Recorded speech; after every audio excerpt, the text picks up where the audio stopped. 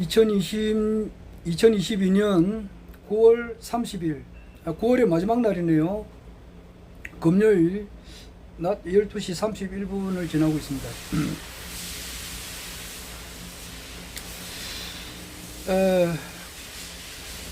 허경영 총재님께서 언제일지는 모르지만은 대통령이 반드시 되는데, 일단 그때까지 일어난 일에 대해서 영상으로 기록을 남겨놓으려고 합니다. 어제 내가 이 시간에 말한 데 대해서 조금 잘못된 게 하나 있는데, 최백호하고 처음에 결혼한 사람이 김자옥인데, 돌아가셨지만은, 김상국 씨는 김자옥에 가면 외삼촌이 아니고 친삼촌인 것 같더라고. 그리고 내가 만났던 분은 이제 김상국 씨의 형님, 이름이 이제 김상철이라고. 내 이제 사촌 동생들이 많이 있으니까 있는데, 사촌 동생 이름 중에 하나가 김상철이라고 있어요. 그래서 안 잊어버려요. 김상국 씨의 형, 그러니까 내나 김자옥의 큰아버지 정도 될 거예요. 작은아버지나 큰아버지나 두 개 중 하겠네. 그것을 내가 외삼촌이라고 했으니까 잘못한 거지.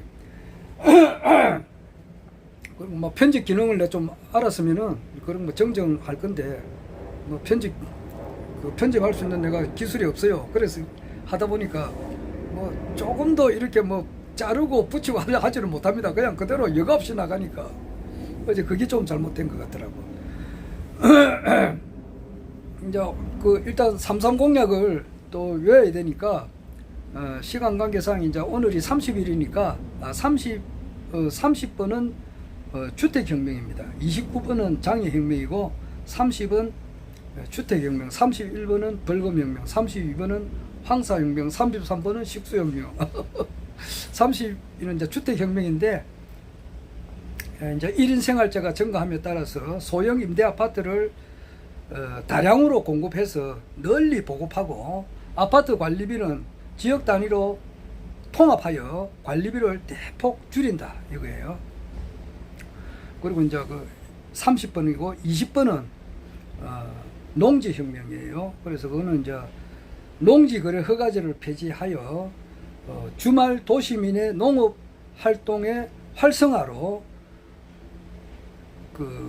농업을 수출과 함께 1차 산업으로 확대해서 제2의 새마을운동을 시작한다, 이거로 되어 있어요. 그리고 10번째는 이제 신불혁명인데, 신용불량자 20년 무이자 무보정 단일의 대출 지원으로 재개할 수 있도록 돕는다, 이제 그렇습니다.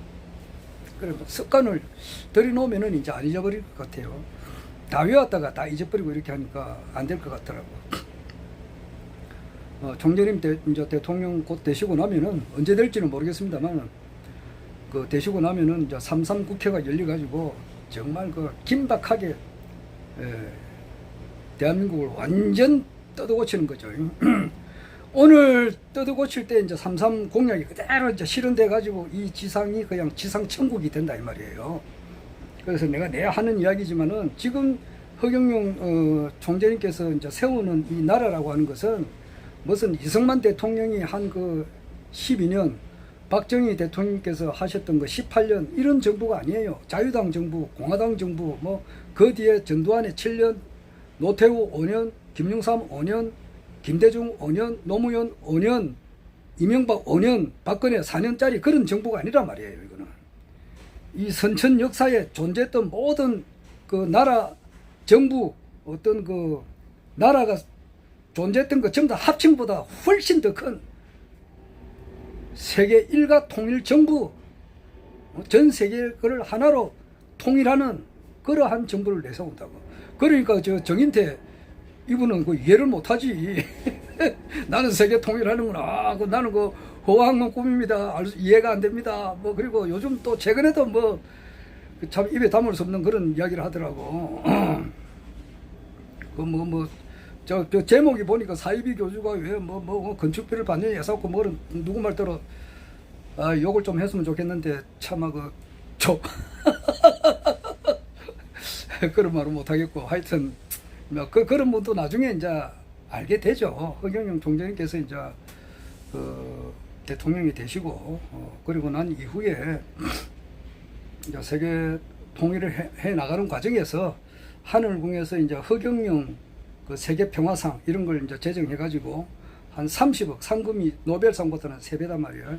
30억 이렇게 상금을 걸고 한 10개 분야에서 이렇게 하는 가운데서 전 세계 모든 이제 그 뛰어난 그 학자들이 하늘궁에 와가지고 그것을 학설을 발표할 때에 이제 전 세계적으로 이제 알려지게 되고, 그때쯤 되면 이제 허경영 총재님을 이해하지 못했던 분들이 이제 그때서 뉘우칠 거야. 그 혜원이 노래도 그 가사가 그래 있어요. 그때서 뉘우칠 거야. 그때 무릎 꿇고 대가리 팍 숙이고 하늘궁에 향해서 절을 아침 저녁으로 여러 번 하면서 그동안 내가 불청스럽게 명패나 또 이제 축복에 대해서 내가 참 오만방자한 그런 말을 한 데 대해서 뉘우치고 참여하고 용서를 비는 그런 말을 아마 하게 되지 않을까 이 생각이 듭니다. 그래서 그때는 총재님께서 이제 그 과감한 그걸 해 나간다 이 말이에요. 그러니까 엄청 그 히틀러보다 몇십 배, 몇백 배 이렇게 강한 그런 파워를 가지고 이제 그 박정희 대통령께서도 처음 초창기에 군사 재판, 군사 혁명 재판이 열어가지고 그냥 과감하게 사형시킬 사람은 시켜버렸다고. 근데 뭐 총재님께서는 아주 대자대비하신 분이 돼서 뭐 사형시키고 그러진 않고 지도자 정신교육대 보내가지고 이제 그 아주 자유스러운 분위기에서 자기의 참된 양심의 자리를 이제 밝혀주는 그런 공부.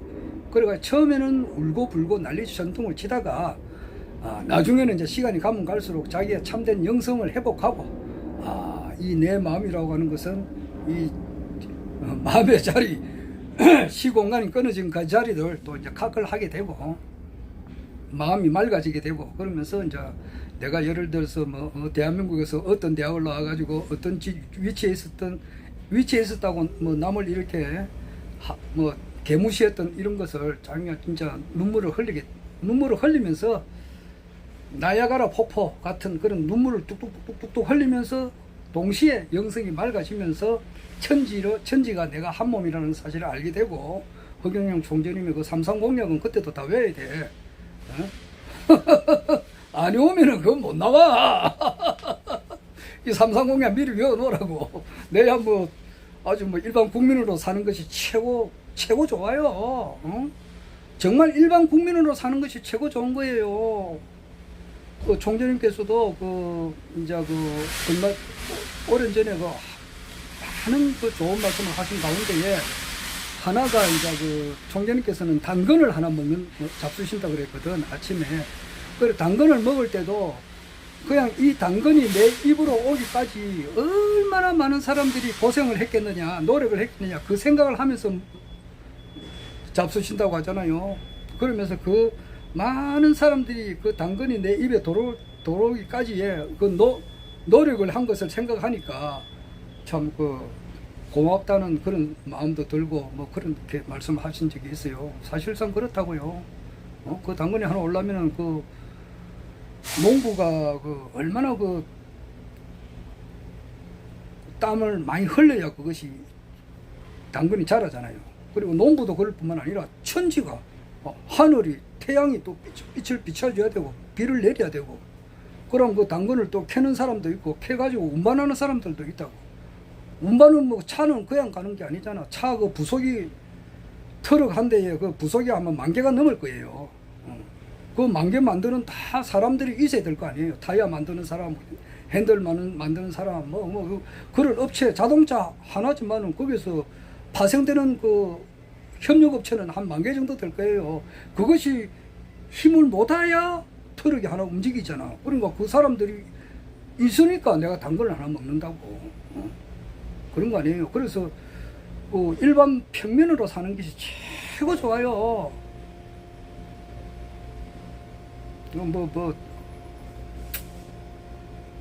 그러네. 조금 젊고 이제 이렇게 또 또 뭐 새로운 정부에서 일을 하실 분들은 3.3 공약을 지금부터 외워놔야 돼. 3.3 공약이 말이지 자기 세포 하나하나에 꽉 박혀 있어야 된다고. 팍 누르면은 3.3 공약이 이래서 탁탁탁탁탁 튀어나와야 돼요. 차남발을 보더라도 말이지 맨 끝머리가 6이다 그러면 6 뭐냐 부처혁명, 맨 끝 보니까 5번 그러면 노혁명, 이렇게 그 모든 숫자를 보더라도 3.3 공약과 연관이 돼 가지고 해야 돼요. 저게 그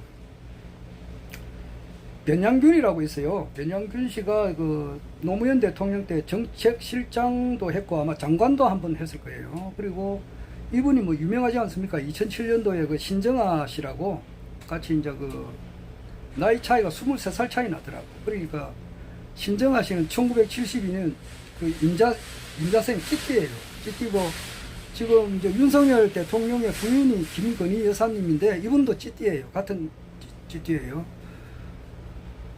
그리고 그 당시에 이제 변양균 씨는 이제 지금 이제 뭐 아마 한국 나이로 74세인가 봐. 그러니까 총재님하고 나이가 같다고 봐야 되죠. 한 23살 차이 나는데 그 당시에 이제 뭐 딴 사람들이 아무도 모르게 연애를 했으면은 그 로맨스가 되는데 이제 많은 사람들이 알았으니까 또 그것도 이제 뭐 불륜이 돼가지고 그 당시에 대한민국을 떠들썩하게 했다고. 2007년도에 그래가지고 그 허위 학력 사건으로 인해 가지고 그 당시에 많은 연예인들이 그 연예인들 그리고 뭐 사회 저명인사들 가운데에 그 허위 학력을 전부 다 그 막 이렇게 한번 밝혀진 적이 있다고. 그렇게 했는데 이제 그분이 오늘부터 이제 중앙일보에 이제 그 뭐 어떤 칼럼을 계속 연재를 하는 것 같더라고. 오늘 아침에 보니까 중앙일보 그를 잠시 보았는데 거기에서 이제 지금 현재 그 국민의힘당에 이제 경제 고문으로 이제 발령을 받았어요. 받아가지고 윤석열 대통령님하고 6월달에 이제 한번 만나서 저 용산 대통령실에서 이제 그 한 식사도 같이 하고 거기서 이제 요청을 해가지고 경제 고문으로 지금 있어요. 있는데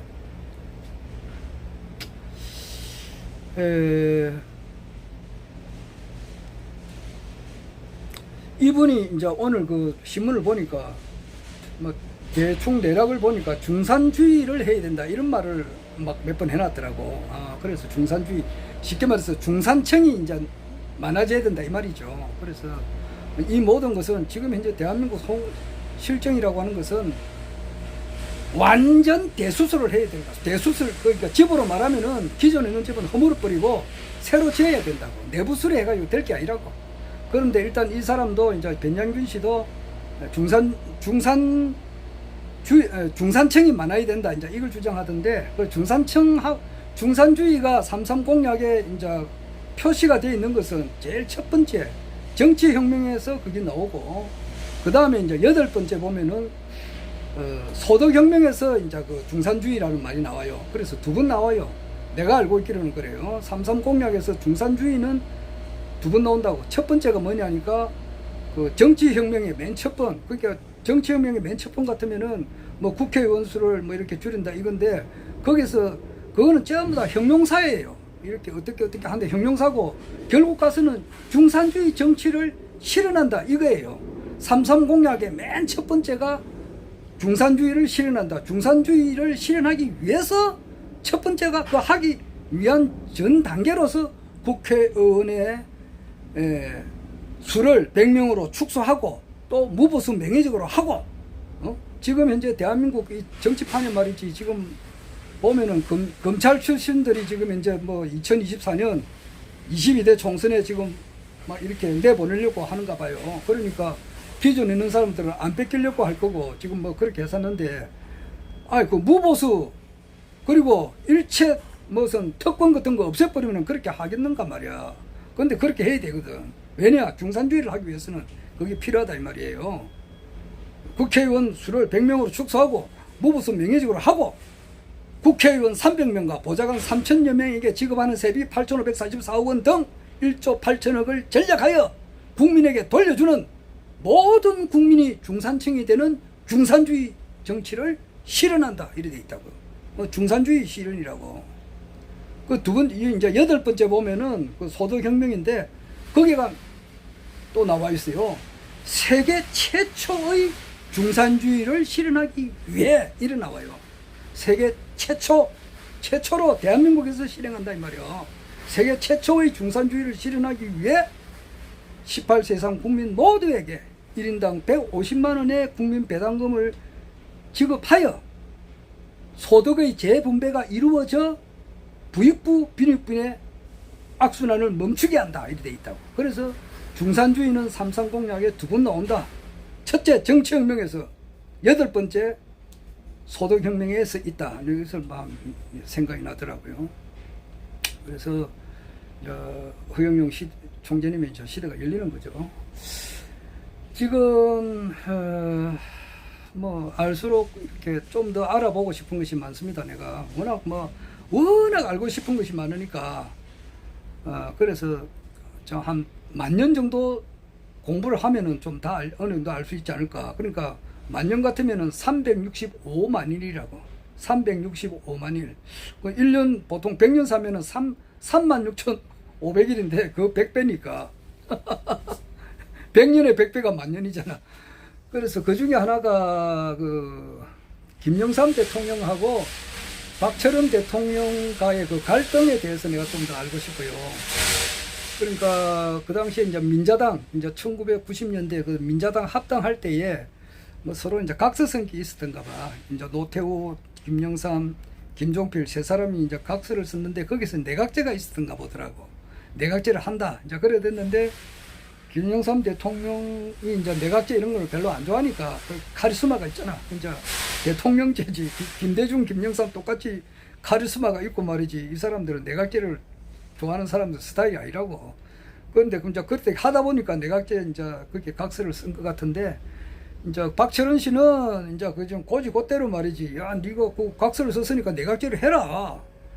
그런데 김영삼 대통령은 막 그때 그렇게 했는지 모르지만은 그거는 지금 이게 안 맞다. 지금 대한민국 실정에 내각제 하면은 이 공화국 장면 시절 때 그 보지 않았단 말이야.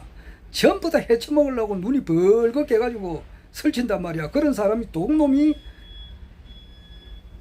300명이 전부 다 도둑놈판이 되니까 이거는 안 된단 말이야. 이제 남북이 분단되어 있는 상태에서는 대통령제가 맞다. 이제 이런 식으로 한 것 같은데, 이제 박철원이는 그거 아니니까 이거 사인을 했으면은 책임을 그거를 지켜라. 이제 이런 식으로 한 것 같아. 내가 좀 더 알아봐야 되겠지만은.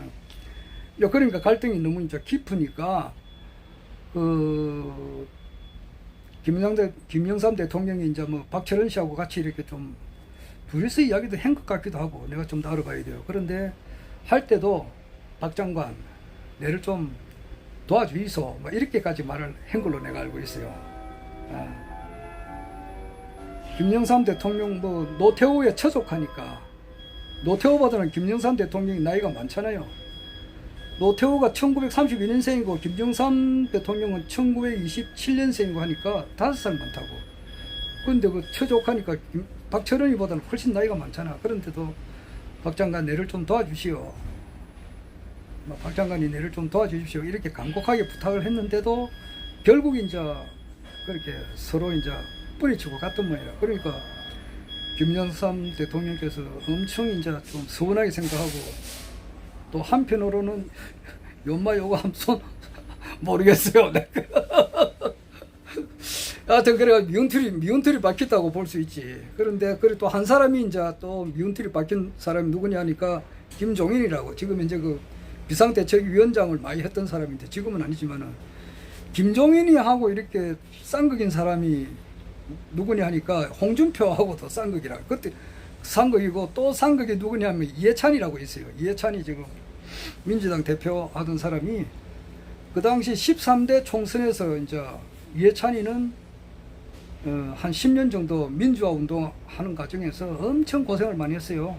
그래가지고 김대중 총재하고 같이 이제 옥중 생활도 하고 또 도피 생활도 많이 하고 이런 사람인데, 자기는 이제 13대 총선에서 자기가 국회의원이 되려고 하는 것보다는 김대중 선상님을, 총재님을, 그 당시는 이제 13대는 김대중 총재님께서 이제 그 전국구로 나왔다고 하니까 표를 자기가 한 표라도 더 가져와야 이제 김대중 총재님께서 국회의원이 되니까 이제 험지에 나왔다고. 그때 이제 민자당으로 이제 출마한 사람이 김종인이고, 그 당시 이제 김영삼 당으로 나온 사람이 김수환 씨고, 이제 김대중 그 총재의 당으로 나온 사람이 이해찬인데, 이해찬이가 그 김종인을 꺾고 국회의원이 됐거든. 13대 때 처음 돼가지고 한 번도 안 적고 계속 그 국회의원이 된 사람이에요. 이해찬 씨가 똑똑한데, 그렇게 이제 그때 이제 좀 안 좋았고, 자기가 이겼으니까. 그러니까 그 안가품으로 말이지, 21대 총선이지. 21대 총선에서는 이해찬이한테 김종인이가 민주당 비상대책위원 공천을 줄 수 있는 그 위치에 올라가지고 이해찬이한테 공천을 안 줬다고. 안 줬는데도 무소속으로 나와서 이기고 그랬어요. 그건 뭐 다 아는 사실이고. 그 다음에 이제 홍준표가 이제 그때 검사 시절인데 김영삼이한테 위원털이 바뀐 사람이 김종인이가 그러니까 엄청 김영삼을 이렇게 안 좋게 이야기했다고. 그러니까 위원털이 두 사람 바뀌니까 박철현이 하고 김종인은 이거 좀 혼 좀 내라, 이런 식으로 마음이 좀 됐는가 봐. 그래가지고 홍준표가 그걸 잘했다고. 잘하니까 이제 뭐 그 뒤에 이제 공천도 받고 이제 그래 했는데, 하여튼 그때부터가 이거 검찰이 잘못돼 나가기 시작했다라고 이제 이야기하는 사람이 있어요. 그 전에는 검찰이 그렇게 파워가 없었다고. 그 전에는 무시무시한 데가 있었거든. 대한민국에 무시무시한 데가. 이제 중앙정보부라고 하는 거 엄청나게 무서운 데가 있었다고. 1970년대에. 그 당시에 어제 박진 외무부 장관이 이제 뭐 해임 건의안이 통과됐는데, 그 당시에 1971년도에 오치성이라고 있어요. 내무부 장관이 이제 김종필 소속인데, 그 당시에 이제 4인방이라고 있다고. 백남욱이하고 김성곤이 또 뭐 길재호 이런 사람들이 손을 잡고 말이지, 신민당과 동조를 해가지고 오치성이 목을 날렸거든. 날리니까 박정희 대통령이 그 당시는 얼마나 강하느냐고. 그때 박정희 대통령이 나이가 몇 살이에요? 그때는 이제 50 지나가지고 27, 37, 47, 57, 67, 50 지나가지고 하나, 둘, 셋, 넷, 한 54살, 55살 정도 될 텐데, 그 당시에 이제 중앙정보부 끌려가가지고 엄청 험한 일 당했어요. 김재규가 이제 시해 당하고 난 다음에 보안사 끌려가가지고 엄청 이렇게 수모를 당하고, 김성곤이가 뭐 다 알다시피 수염이 다 뽑혔다 그러잖아요. 그런데 나는 수염 뽑힌 거는 뭐 전작부터 알고 있는데, 어제 누가 이제 들어보니까 사람을 옷을 입으면은 아래도 뭐 바지도 있고 위에도 있고 뭐 그렇게 하는데, 아랫도리를 벗긴 상태고 윗도리는 입고 아랫도리는 벗었다 이런 상태에서 모멸감을 당했다니까. 얼마나 애들 중앙정보부에서 고문하는 애들 뭐 자기 자식 발밖에 안 되는데 그런 데 가가지고 험한 일을 당했으니까 그래 겁나는 데가 있었다고. 그때는 검찰이 그렇게 힘을 안 썼다고. 그러나 전두환 대통령 때만 하더라도 이게 중앙정보부나 이게 겁이 나는 데라고. 그런데 그 뒤에 말이지, 이제 홍준표가 이제 효시야 이거 없는 것도 뭐 만들어가지고서 이 사람들 마음에 들도록 이렇게 하니까 조작을 하기 시작했다는 말이 있어요. 그래가지고 그것이 자꾸 자라는 거야. 자라가지고 지금 막판에 지금 온 것이 지금 현재 한동훈이 하고 입하라 특수부 출신들 없는 죄를 만들어버려. 태블릿 조작. 김한수 태블릿은 말이지 완전히 조작을 해가지고 김한수에 관련된 것은 다 삭제해버리고 인류 초전문가를 동원해가지고 다 삭제해버리고 이것이 최순실 거라고 하는 것을 이렇게 조작을 해가지고 지금 박근혜가 탄핵이 되고 그랬던 거예요. 그게 이제 좀 있으면 밝혀지니까, 그게 밝혀지게 되고 나면은 박근혜 대통령이 이제 한마디 할지 안 할지는 모르겠는데 그거 하게 되면은 엄청 그게 문제가 달라진다고. 그리고 지금 박진 외무부 장관 이분이 이제 그 대통령이 거부권을 행사하는데 거부권을 행사할 수도 있고 안 할 수도 있는데 거의 대부분이 이제 그뭐 노무현 대통령 때도 이제 그 김두관이가 해임 건의안이 왔는데도 그 대통령이 사인을 했지 거부권 행사를 안 했어요. 거부권 행사한 사람은 유일하게 박근혜 대통령이 김재수 그 당시 농림부 장관을 해임 건의안이 왔는데 그냥 거부권 행사해가지고 유지가 됐는데 그 뒤로 한 달 뒤에 그냥 탄핵이 돼버렸다. 그러니까 그건 아주 그 중요한 문제인데 이제 저기 윤석열 대통령은 어떻게 할지는 모르지. 만약에 거부를 하게 되면은 또 민주당에서는 가만히 있지 않는다고. 그런 것이 이제 복합적으로 나가지 않느냐. 박근혜 대통령이 이제 한마디 할지 안 할지 태블릿에 대한 진실이 밝혀지니까 또 지금 이제 그 고위공직자 범죄수사처 공수처에서도 지금 이제 모든 자료를 다 가지고 한동훈 현 법무부 장관이 지금 이제 증거 인멸 그걸 했기 때문에 이것은 뭐 법무부 장관 할배라도 대통령 아닌다면 그냥 구속이 될 수가 있다고 지금 이런 문제가 지금 겹쳐지 상정되어 있다고. 그리고 10월 달에 지금 어떤 일이 일어날지는 알 수가 없어요. 지금 그런 것들을 주는데 그런 것이 모든 것이 이제 복합적으로 이루어져 가지고 언제 될지는 모르지만은 내가 몇 번 이야기하는데 미국에서도 얼론 머스크가 이제 트위터를 인수를 했기 때문에 이때까지는 미국에서도 저게 헌터 바이든의 아들의 그 죄상에 대해서 페이스북의 창시자 마크 주커버그도 시인을 했거든요. 그것을 밝히려고 하니까 FBI도 그 딥스테이트 세력하고 그 일당이에요. 그러니까 자꾸 못하게 했거든.